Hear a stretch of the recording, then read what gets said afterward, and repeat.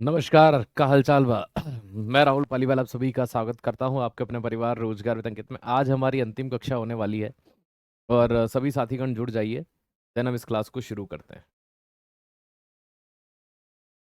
तो चलिए इस क्लास की बात करते हैं। तो भैया हम यहाँ पर पढ़ रहे थे मुख्य रूप से एल्केन एल्कीन एल्काइन के बारे में, और उसी को क्रम में आगे बढ़ाते हैं। कल मैंने आपको कुछ चीजें बताई भी थी कि आपको ये चीजें करनी है, तो एक दो होमवर्क भी आपने किए होंगे, है ना कि भाई। तो एल्केन एल्कीन आपको बहुत अच्छे से समझ में आए होंगे। चलिए, वेरी गुड। है ना। अब नंबर 2 पर हम पढ़ते हैं एल्किल।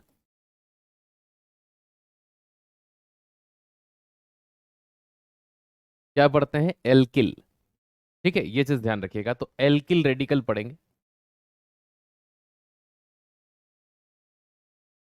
एल्किल मूलक पढ़ते हैं। है ना? भैया इसका जो फॉर्मूला होगा, इसका जो सूत्र होता है वो क्या होता है? CnH2n+1। क्या होता है? CnH2n+1 होता है। ठीक है। Good afternoon, good afternoon. है ना। जो अगर कल वाला नहीं आया तो आज वाला और देखिएगा, आपको समझ में आएगा। अब भैया इसका जो सफिक्स होता है, जो प्रत्यय होता है, वो क्या होता है? इल। क्या होता है सफिक्स?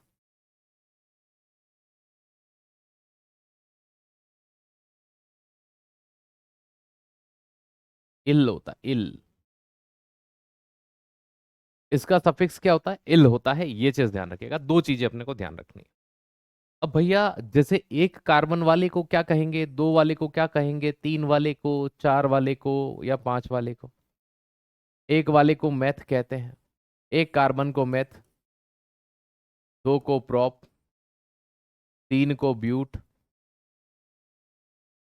सॉरी, दो को एथ, तीन को प्रोप,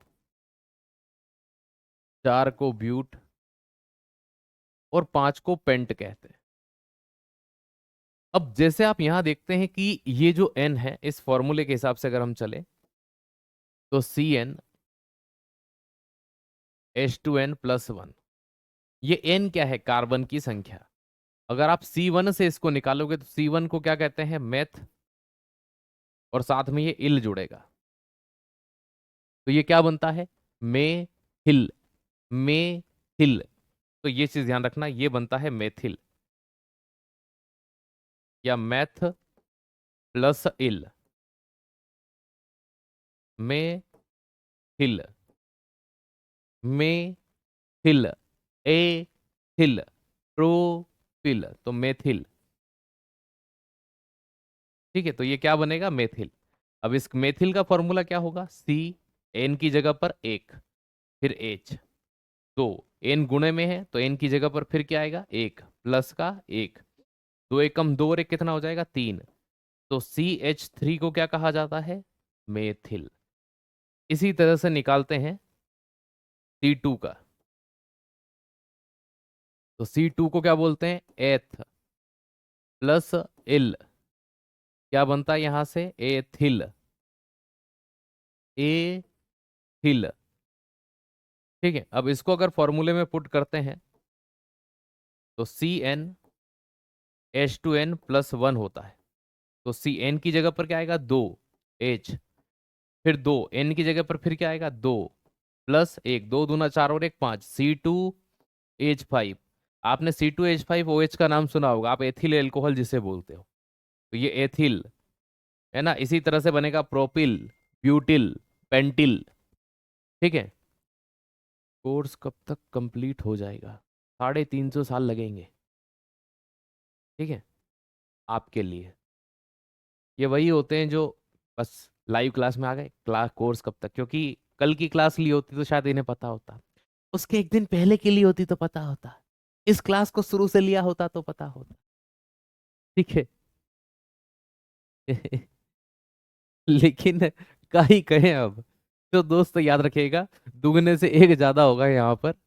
ठीक है, तो ये हमने क्या पढ़ा, किसके बारे में पढ़ा, एल्किल के बारे में। अब हम पढ़ते हैं यहाँ एल्किन के बारे में या ओलिफिन के बारे में, जिसे हम कहते हैं CnH2n, एल्किन के बारे में। ठीक है, देखो बात ऐसी है कि, ठीक है, ध्यान है ही नहीं, क्या करना है जीवन में पता ही नहीं है, बस जाके पूछ लिया ऐसा करने से हो जाएगा, फार्म भरने से, तो भैया वही चीज हो रही है और क्या। नहीं तो मैं तो 3 दिन से बता रहा हूँ कब खत्म हो जाएगा। चलिए आगे बढ़ते हैं, नंबर थर्ड।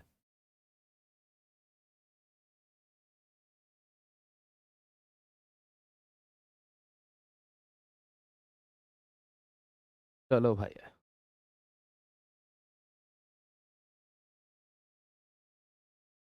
नंबर थर्ड की बात करते हैं। नंबर थर्ड बड़ा फेमस है, एल्कीन।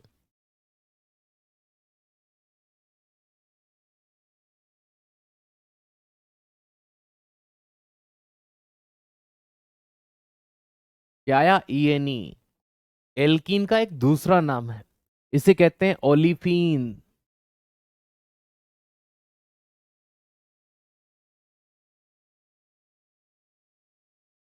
ठीक है, इसका फॉर्मूला क्या होता है, CnH2n, और जो प्रत्यय होता है,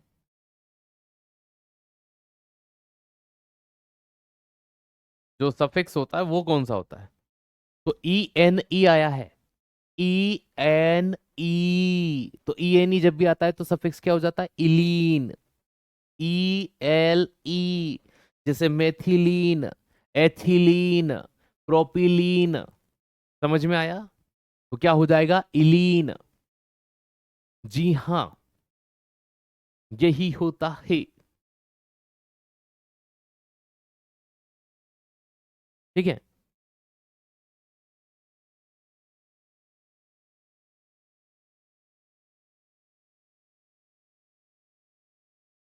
चलो अब यहां पर हम ये देखते हैं, इसमें जितने भी होते हैं इनमें कार्बन कार्बन में डबल बॉन्ड पाया जाता है, और जिनमें भी कार्बन कार्बन में डबल बॉन्ड होता है वो असंतृप्त होते हैं।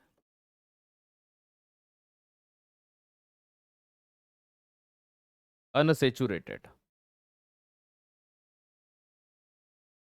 अब देखो, यहां पर उदाहरण के तौर पर देखते हैं, एक कार्बन वाली को क्या कहते हैं, कि सर मेथ कहते हैं। तो मेथ का तो ये बन ही नहीं सकता। ठीक है, तो इसको अपन अभी छोड़ देते हैं, अपन दो का बनाते हैं, क्योंकि सिंगल नहीं बन सकता, अकेला नहीं बन सकता, क्योंकि वैलेंसी जो होगी, ठीक है, मेथ प्लस इलीन, सॉरी एथ प्लस इलीन, ये क्या हो जाएगा, एथ प्लस इलीन एथिलीन।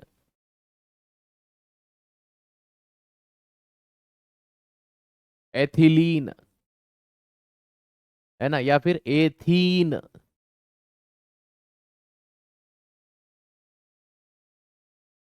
ये नहीं जरूर देखना, एथिलीन या एथीन।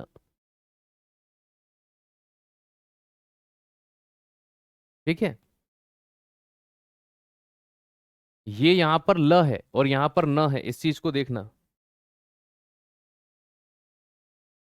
यहां पर पीछे ल है और यहां पर न है ना, या फिर ईन लिख लो, यहां पर नहीं समझ में आए तो ईन। अब ये देखो ये बनेगा कैसे, ये C2H2 C2H4। जैसे यहाँ कार्बन कार्बन में डबल बॉन्ड आपको देखने को मिल जाएगा, ये हाइड्रोजन, ये हाइड्रोजन, ये हाइड्रोजन, ये हाइड्रोजन, इसी को कहा जाता है एथीन या एथिलीन, या कभी कभी एसिटिलीन या इलीन, है ना, ये चीज ध्यान रख लेना, इलीन, एथिलीन, है ना, मेथिलीन, एथिलीन, प्रोपिलीन, ब्यूटिलीन। ठीक है, सीधा प्रश्न पूछ लेंगे यहां से आपसे एग्जाम में। ठीक है, निम्न में से बताइए कौन सा एल्कीन है। तो एल्कीन कौन सा है, अगर मान लीजिए मैंने यही प्रश्न पूछ लिया आपसे कि बताइए इन चारों में से एल्कीन कौन सा है।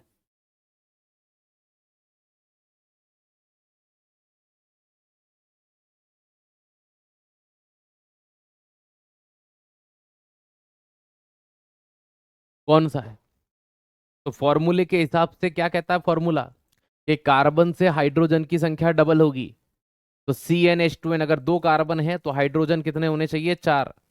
तो C2H4 is the right answer. बाकी यहाँ 2 है, यहाँ 8 है, यहाँ 2 है, यहाँ 6, डबल कहीं पर भी नहीं है।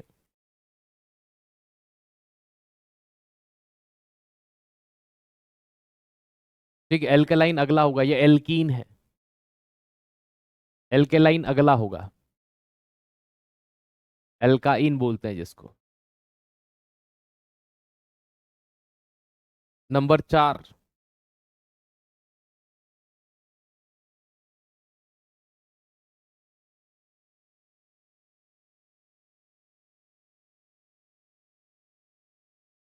एल्काइन।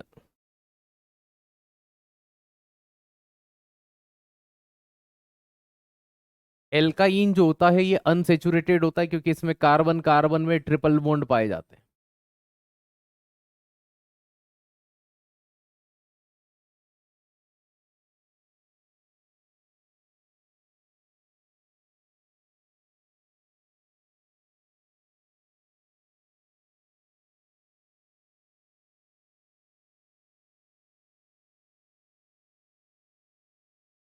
अनसेचुरेटेड होता है, ये असंतृप्त होता है।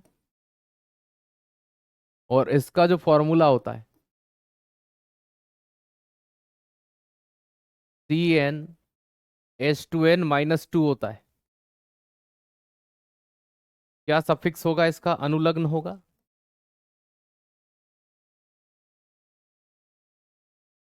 जो पीछे की ओर तत्वों में जुड़ता है वो क्या होता है? आईन, YnE, या हिंदी में आईन।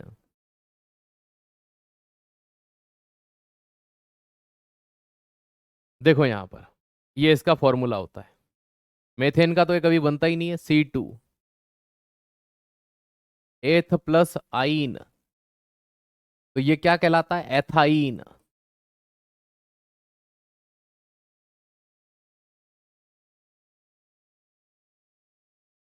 अब फॉर्मूले में अगर आप इसको पुट करते हैं CnH2n-2, तो C2H2 × 2 तो C2H2 ये निकलता है यहां से। अब 2 कार्बन मॉलिक्यूल के बीच में ट्रिपल बॉन्ड हो जाता है, एक हाइड्रोजन इधर, एक हाइड्रोजन इधर। क्या बोलेंगे इसको भैया? तो यही एथाइन है। इसी तरह से प्रोपाइन, इसी तरह से ब्यूटाइन बनते हैं। प्रोपाइन क्या हो जाएगा? ठीक है, 3। भाई सीधी सी बात है, यहां पर 3 आएगा, 3 दूना 6, 6 में से 2 जाएगा तो 4। तो C3H4। ठीक है, ब्यूटाइन में यहाँ 4 दूना 8 हो जाएगा, 8 में से 2 जाएगा तो 6। यहाँ पर भाई सीधी सी बात है, 3 दूना 6, 6 में से 2 गया था तो 4। यहाँ पर कितना हो जाएगा? 4 दूना 8, 8 में से 2 जाएगा तो 6। तो C4H6। तो ये ब्यूटा है ना, ब्यूटाइन, प्रोपाइन, ये इस तरह से बनते हैं। ओके, बिल्कुल।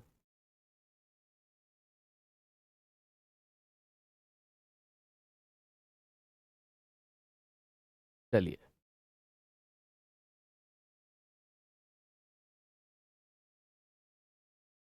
अब बात करते हैं हम यहाँ पर उनकी जो बंद श्रृंखला वाले यौगिक। ये खुली श्रृंखला वाले हम पढ़ रहे थे, अब हम पढ़ते हैं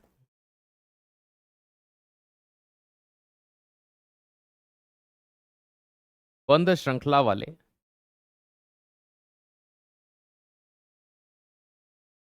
यौगिक। बंद श्रृंखला वाले यौगिक को साइक्लिक कंपाउंड कहते हैं इंग्लिश में।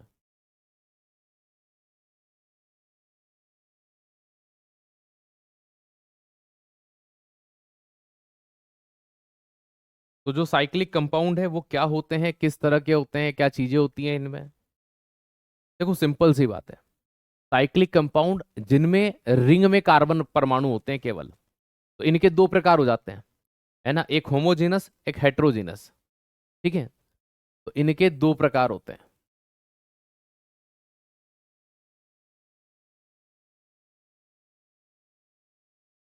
Number 1 समचक्रीय,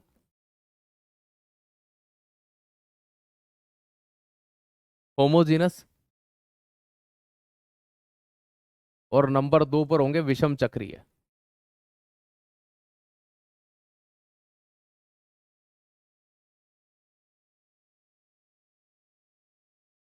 heterogeneous. देखो सिंपल सी बात है, नाम से स्पष्ट है, समचक्रीय और विषम चक्रीय। सम का मतलब जिसमें सभी चीजें समान हो, साइक्लिक का मतलब जिनमें एक रिंग पाई जाए। तो ये दो हो जाते हैं यहां पर।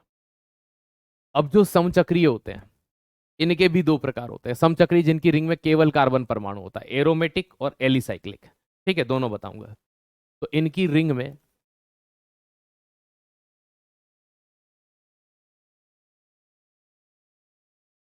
केवल कार्बन होगा। अब इसके भी आगे चल करके दो प्रकार बनते हैं।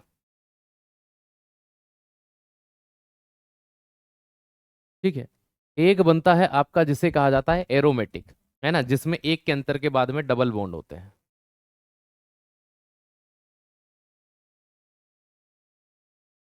तो एरोमेटिक, ठीक है, हिंदी और इंग्लिश में दोनों में यही नाम है।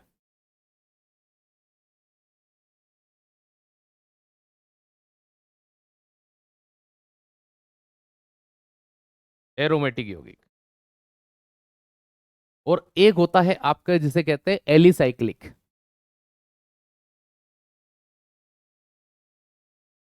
है ना, अभी शायद ये समझ में नहीं आए, अब लिखूंगा तो समझ में आएगा।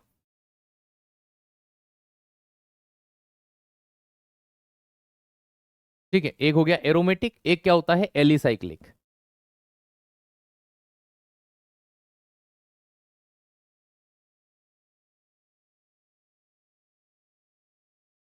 देखो, एरोमेटिक वे होते हैं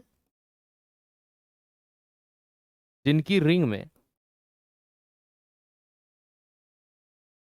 एक के अंतर के बाद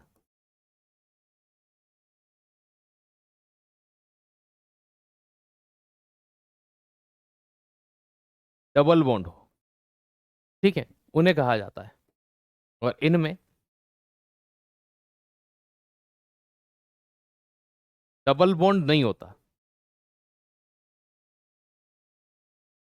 ये डिफरेंशिएशन है और कुछ भी नहीं है। जैसे यहां पर carbon carbon carbon carbon carbon और ये कार्बन। अब यहां पर एक डिफरेंस ही है, एक डिफरेंस ही है, एक डिफरेंस ही है।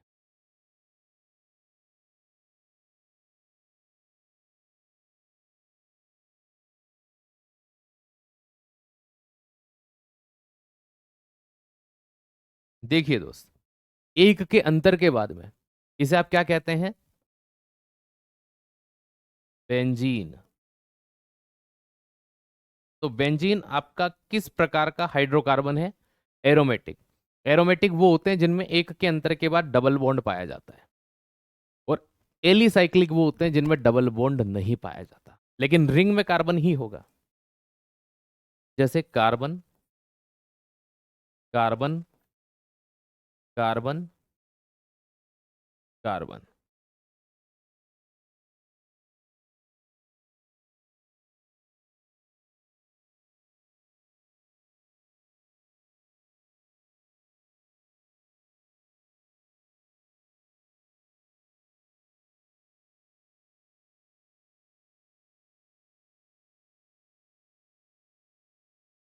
ये इस तरह से। ठीक है, इसे कहा जाता है C6H12।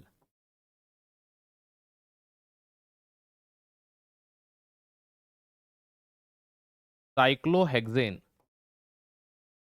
इसमें कोई डबल बॉन्ड नहीं होता भाई, सारे सिंगल बॉन्ड पाए जाते हैं। ठीक है,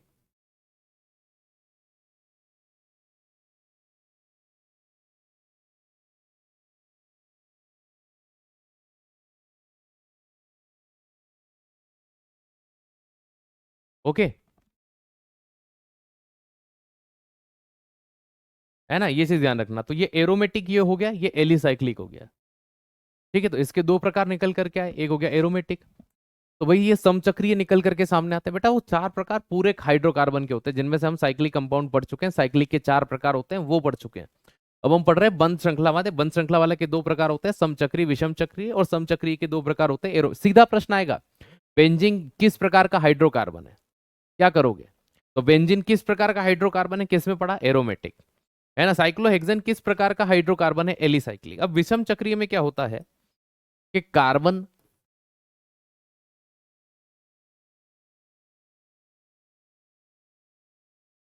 कि रिंग में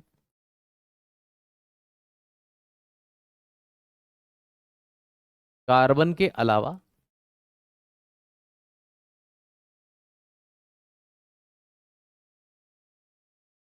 अन्य तत्व जैसे नाइट्रोजन, ऑक्सीजन या सल्फर का पाया जाना,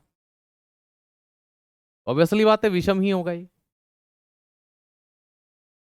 उदाहरण के तौर पर आप यहां पर ध्यान रख सकते हैं पिराडीन।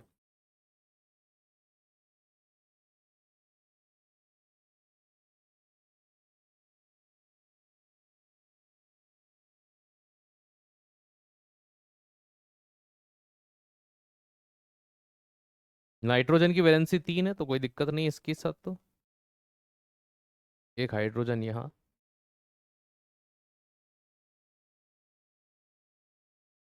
ये। अब इसको देखिए, इसमें पूरी रिंग में यहां कार्बन कार्बन कार्बन कार्बन घुस गया ना नाइट्रोजन, ये पिराडीन का एग्जांपल है। ठीक है, तो ये रिंग कुछ नहीं है, एक प्रकार के बंध है, और कार्बन में रिंग बनाने की, श्रृंखला बनाने की प्रवृत्ति पाई जाती है। ठीक है, तो सिंपल सी बात है, आपको ये याद रखनी है। अब रिंग ही क्यों बनाते हैं? क्योंकि उनमें ये गुण है रिंग बनाने का, इसलिए वो बनाते हैं।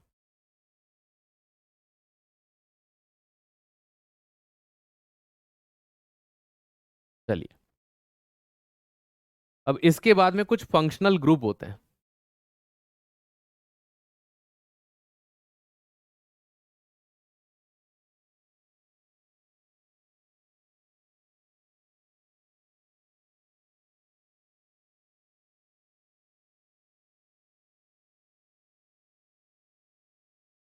कुछ क्रियात्मक समूह होते हैं। कौन से होते हैं? जैसे कि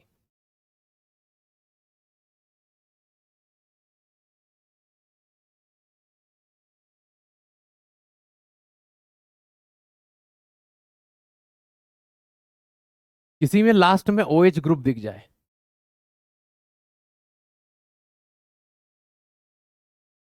तो ये एल्कोहल ग्रुप होता है। कौन सा ग्रुप होता है? एल्कोहल ग्रुप होता है। कभी भी दिख जाए OH ग्रुप तो ये चीज ध्यान रख लेना, OH ग्रुप है ना। ये इसे हाइड्रोक्सिल भी बोल देते हैं।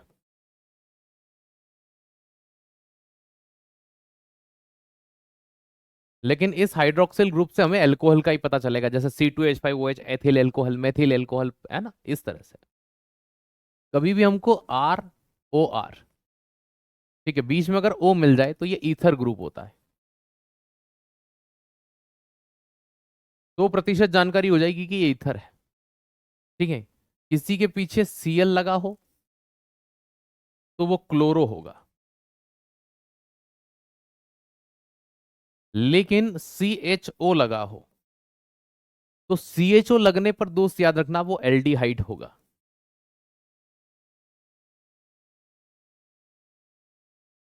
लेकिन अगर CO ग्रुप लगा हो तो वो कीटोन होगा।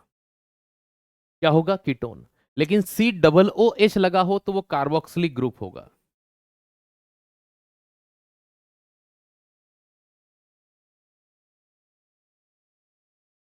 है ना। एक बच्चा कह रहा है इतना लेवल का नहीं आता है। ये 7th 8th स्टैंडर्ड की जो आपकी किताबें हैं उनमें मिल जाएगा।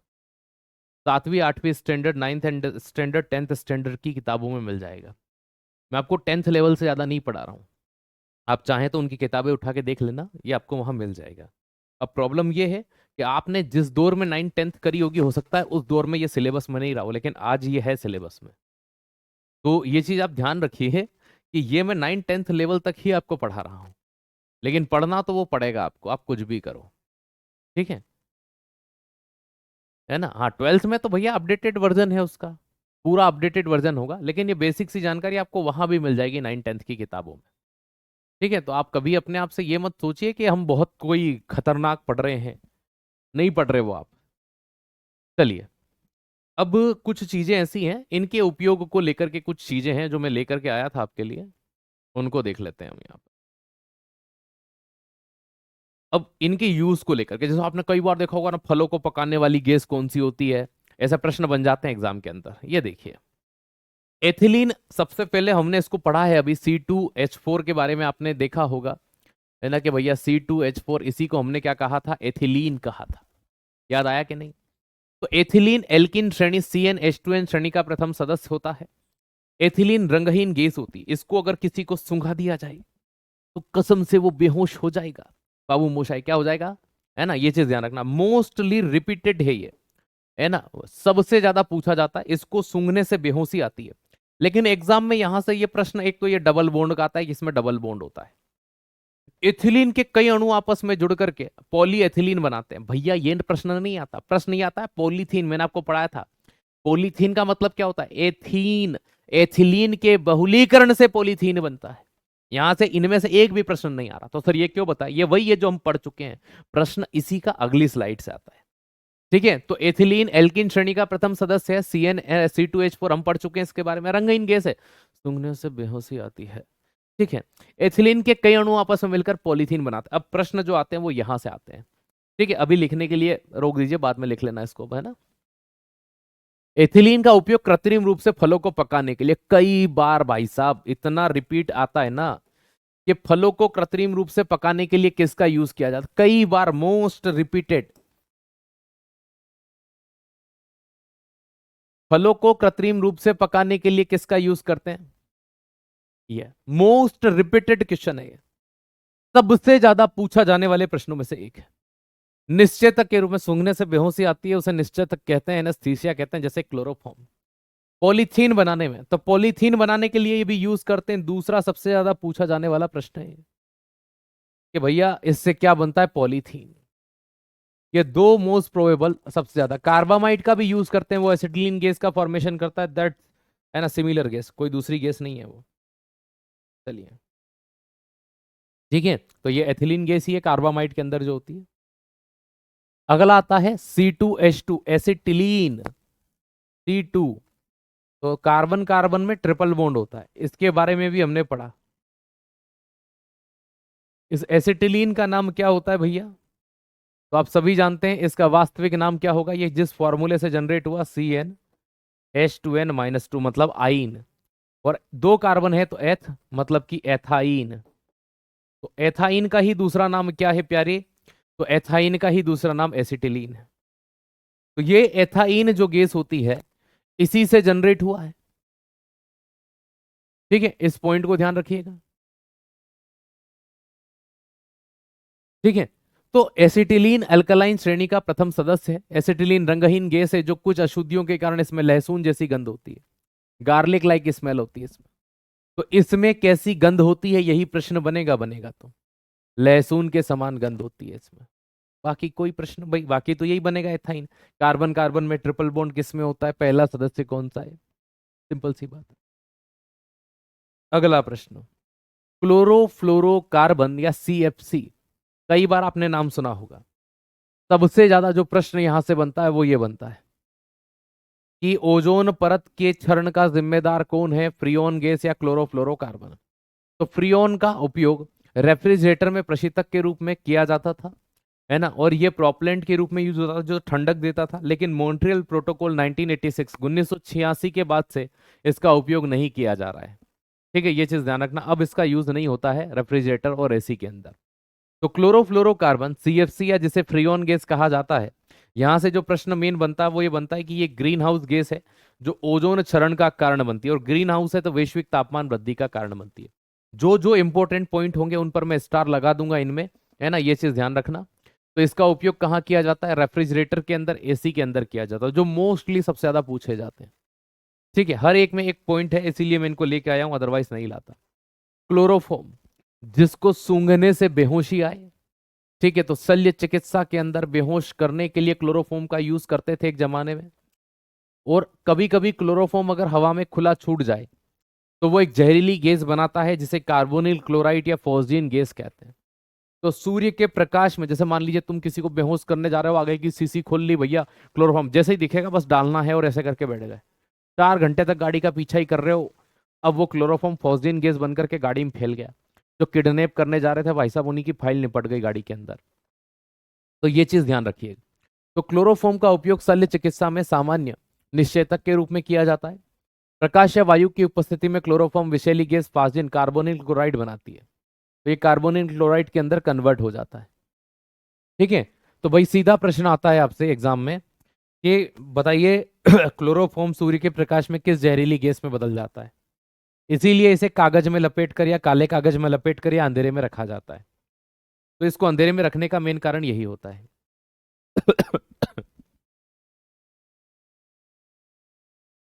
गैस सिलेंडर में कौन सी गैस होती है? मैंने आपको पढ़ा दिए हैं सिलेंडर सारे, ईंधन वाला टॉपिक जाके देखिए। आयोडोफॉर्म। ठीक है, आयोडोफॉर्म सब्लिमेशन का गुण रखता है क्योंकि आयोडीन में सब्लिमेशन का गुण होता है। लेकिन ये हमारे लिए किस तरह से यूज में आता है? तो ये हमारे लिए यूज में आता है ये भैया एज, याद रखिएगा, एंटीसेप्टिक की तरह प्रयोग में लाया जाता है। तो एंटीसेप्टिक या रोगाणुनाशक के रूप में हम किसका उपयोग करते हैं? तो वो हम आयोडोफॉर्म का यूज करते हैं। जो बैक्टीरिया का किलर होता है सब्लिमेशन, सब्लिमेशन का मतलब आप सभी जानते हैं, कोई सॉलिड सीधा गैस में बदल जाए तो उसे सब्लिमेशन कहते हैं। और आयोडीन में ये प्रॉपर्टी होती है, हम पहली दूसरी क्लास में ये पढ़ चुके थे। ठीक है।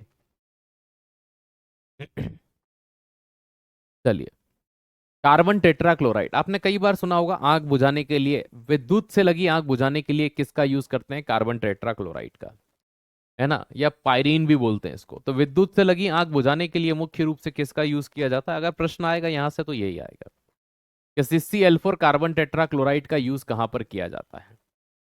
ठीक है, बात समझ में आई? तो कार्बन टेट्राक्लोराइड, CCl4, है ना, ये चीज ध्यान रखिएगा। तो विद्युत के कारण लगी आग को बुझाने के लिए कार्बन टेट्राक्लोराइड, CCl4, ये सीधे याद रखने हैं आपको, इनमें कोई ऐसा समझने वाला है ही नहीं। क्लोरोपिक्रिन, ये विषैला होता है ना। ये सबसे पहले यूज किया गया था पता है कहां पर? कीड़े मारने के लिए, इंसेक्टिसाइड के रूप में फसलों के ऊपर, क्या ना, कीड़े मारेगा। लेकिन वो कहते हैं ना कि इंतहा हो जाए, इंतहा हो जाए तो फिर क्या किया जाए, कल जो जहर है वही पिया जाए। तो इंसानों ने क्या किया भाई साहब, ये जर्मन जो था, जर्मन सेना मुख्य रूप से, इन्होंने केमिकल यूज बहुत किया। एक समय जर्मनी में आपने देखा होगा हिटलर का शासन हुआ, तो इसको वॉर गैस के रूप में यूज करते थे सर। इससे क्या होता था, दुश्मन की सेना में एक हेलीकॉप्टर पहुंचाया जाता, वो क्या करता, दुश्मन की सेनाओं के ऊपर इसको गिरा करके आ जाता।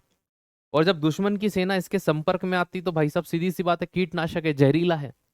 तो आधा शरीर तो उनका कहीं जल रहा है, कहीं क्या हो रहा है, सांस लेने में दिक्कत हो रही है, घबराहट हो रही है, बेचैनी।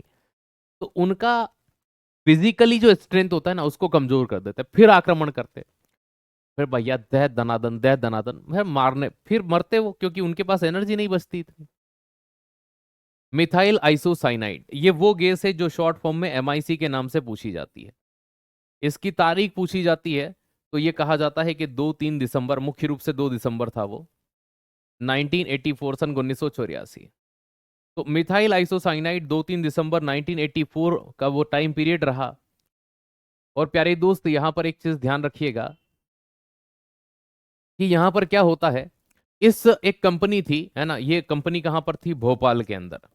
और भोपाल के अंदर उस कंपनी का नाम था यूनियन कार्बाइड, जो USA की कंपनी थी, यूनाइटेड स्टेट ऑफ अमेरिका की। इस कंपनी में कुछ चेंबर्स थे, मतलब टैंक थे, है ना, 4 टैंक थे। उनमें से 3 और 4 नंबर के जो टैंक होते हैं, उनमें 2 तारीख की रात और 3 की सुबह होने वाली थी, मिडनाइट पर एक गैस का रिसाव होता है जिसे मिथाइल आइसोसाइनाइड कहा जाता है, जो कीटनाशक बनाने के लिए उपयोग में लाई जाने वाली एक गैस थी। इस गैस के रिसाव से धीरे धीरे ये गैस पूरे शहर में फैल जाती है। इसमें सांस लेने में कुछ समय बाद कठिनाई होना, दिक्कत होना, और धीरे धीरे व्यक्ति की मौत हो जाती है। तो सरकारी आंकड़े बताते थे कि लगभग 8,000 मौत हुई है, लेकिन आप जानते हैं कि ये सरकारी आंकड़े ही हैं। ये एक विषैली गैस है। भोपाल में 2 दिसंबर 1984 में कीटनाशक बनाने वाली कंपनी यूनियन कार्बाइड में मिथाइल आइसोसाइनाइड गैस के रिसाव से लगभग 8,000 लोगों की मौत हुई। आपने अभी हाल फिलहाल में देखा होगा, मध्य प्रदेश का सबसे है ना स्वच्छ शहर है इंदौर, लेकिन यहां पर अभी पेयजल में कुछ गड़बड़ियां हुई। इन पेयजल से अभी तक मारे जाने वाले की संख्या 17 हो चुकी है। अब हुआ क्या,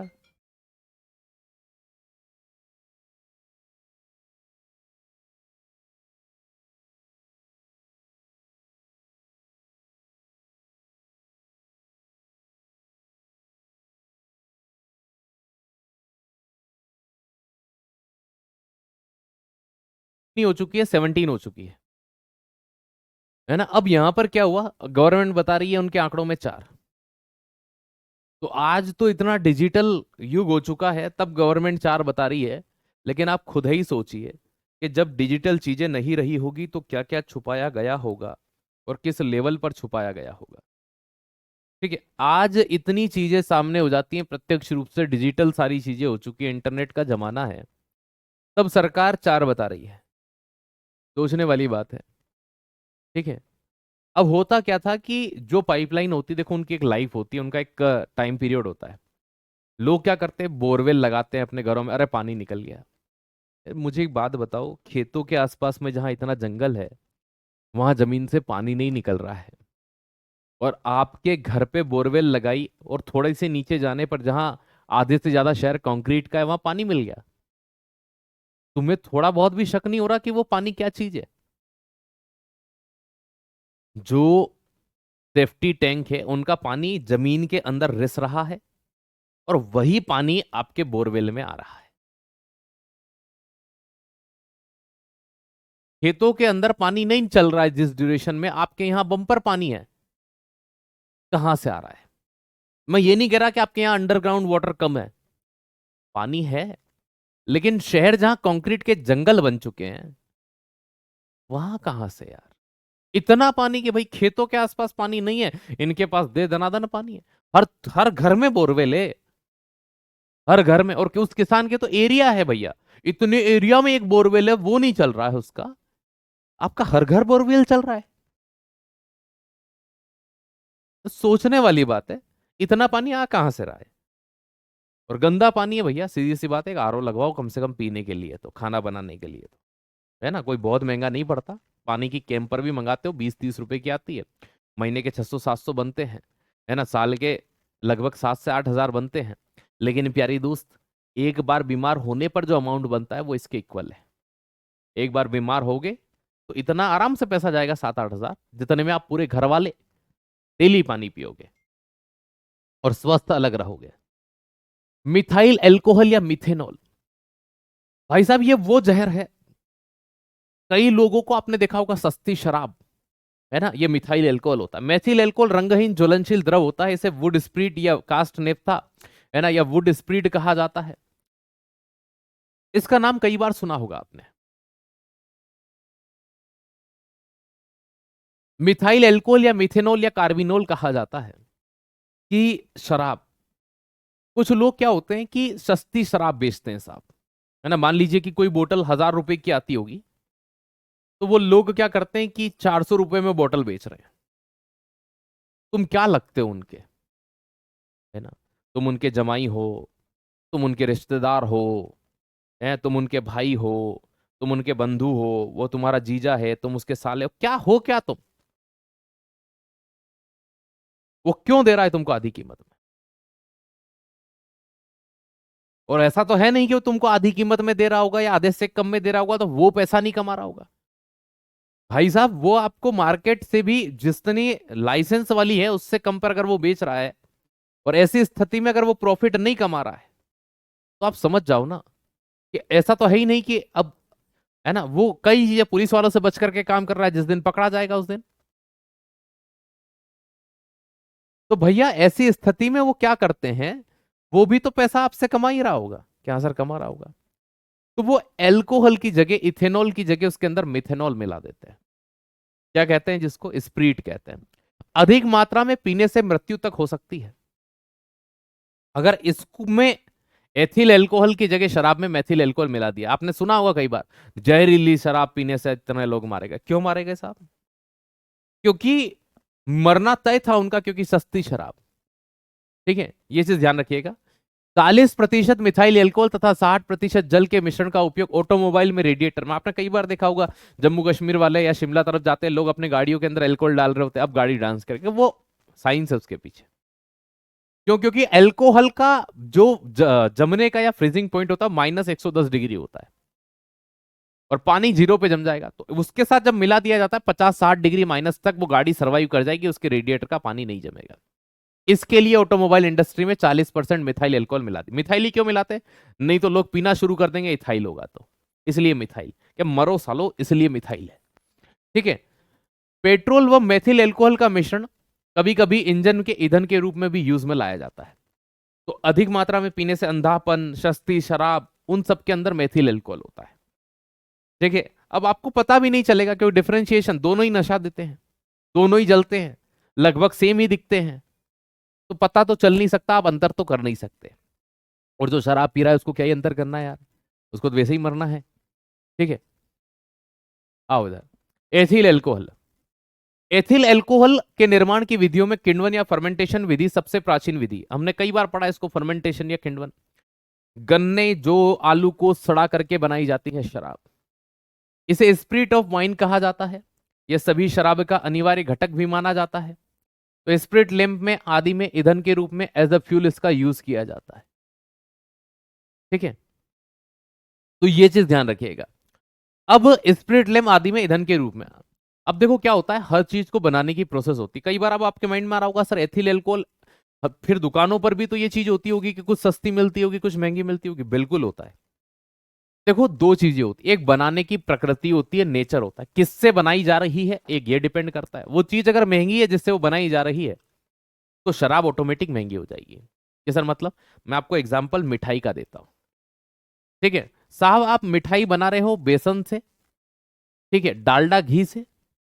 बेसन लिया आपने, बेसन चक्की बना रहे हो, डालडा घी लिया और शक्कर ली, मिलाकर बना दिया, सस्ती बनेगी। घी जो था वो आपका डालडा मुश्किल से 150-200 रुपए किलो। अब आपने 700 रुपए किलो का देसी घी लिया, बेसन लिया सेम क्वांटिटी में, ठीक है, और शक्कर ली। अब वो देसी घी की बनी हुई कौन सी महंगी होगी? तो ऑब्वियसली बात है ना, क्वालिटी का अंतर है। हर चीज को बनाने में क्वालिटी ही माइंड करती है। जिस चीज से आप बना रहे हो उस पर डिपेंडेंसी करती है को बन किसकी रही है। सस्ती चीजों की बनेगी तो सस्ती बिकेगी, महंगी चीजों की बनेगी तो महंगी बिकेगी। हालांकि इतनी सड़कर बनती है कि अगर कोई एक बार लिकर इंडस्ट्री विजिट करके आ जाए, जीवन में कभी हाथ नहीं लगाए, गटर से ज्यादा बदबू आती है वहां। चलिए, die ethyl ether. Die ethyl ether रंगहीन अति वाष्पशील द्रव होता है, त्वचा पर डालने पर ठंडा अनुभव करवाता है। इसका वाष्प वायु से अगर है ना मिल जाए तो ये विस्फोटक का काम करता है, एक्सप्लोजन कर सकता है die ethyl ether. Die ethyl ether की वाष्प सूंघने पर हमें बेहोशी तक आ सकती है। तो इसमें इतने ही पॉइंट्स थे, यहीं तक हमको पढ़ना था, है ना, यहीं पर हम इसको कंप्लीट करते हैं। अब अगर आप कुछ पूछना चाहें तो पूछ सकते हैं।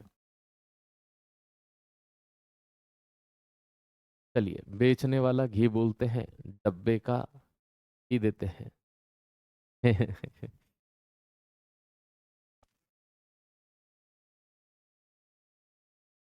1200 रुपये केजी है देसी घी। सबके अपने अपने दाम हैं और अपने अपने नाम हैं। ठीक है,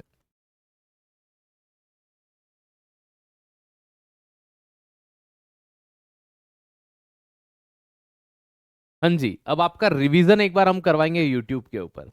मार्च के महीने में मेरी 3 क्लास होगी आपकी, और उन तीनों क्लास में मैं आपको रिवीजन उन टॉपिक्स के करवाऊंगा जो मोस्टली आपके रिपीटेड रहेंगे। तो यूट्यूब पर आपके रिवीजन आपके हो जाएंगे। इसी के साथ मेरा आज आपका सिलेबस कंप्लीट होता है ना। 1-2 दिन में आपको इसकी कंबाइंड पीडीएफ भी मिल जाएगी। तो प्यारी दोस्त, है ना, बहुत बहुत शुक्रिया। बहुत शानदार सफर रहा आप तक, है ना, आप सभी का मेरे साथ में और मेरा आपका साथ में। और अब आपकी फिजिक्स या बायोलॉजी में से जो भी शुरू होने वाली होगी, है ना, हो सकता है मे बी इस सप्ताह हो, नहीं तो अगले मंडे से शुरू हो जाए। ठीक है, तो वो जल्द शुरू हो जाएगी। तो चलिए, है ना, और इन चीज़ों के बारे में हमने जो पढ़ा है उनको थोड़ा सा अच्छे से ध्यान में रखिएगा, अच्छे से पढ़ते रहिएगा, रिवीजन करते रहिएगा। कुछ चीज़ें ऐसी होती हैं जो कभी कभी हमें कम समझ में आती है, लेकिन इसका मतलब ये नहीं है उनसे दूरी बनाई जाए, है ना, उनको बीच में छोड़ दिया जाए, है ना, उनको ऐसे ही रख दिया जाए। तो ये काम भी नहीं करना है। ठीक। तो बहुत बहुत प्यार, आशीर्वाद और बहुत शुभकामनाएं आप सभी को, है ना। हम आपके साथ बने रहेंगे जब तक आपकी एग्जाम नहीं होगी तब तक। और अभी हम मैं आपको रिवीजन भी करवाऊंगा यूट्यूब के ऊपर, तो आप इसको भी रिवीजन हर सप्ताह इसको एक बार कम से कम अपने नोट्स को पढ़ लिया करें, है ना। तो इसी के साथ अब मैं आज्ञा लेता हूँ आप सभी से। धन्यवाद, जय हिंद, जय भारत, बहुत बहुत प्यार आप सभी को। Thank you so much.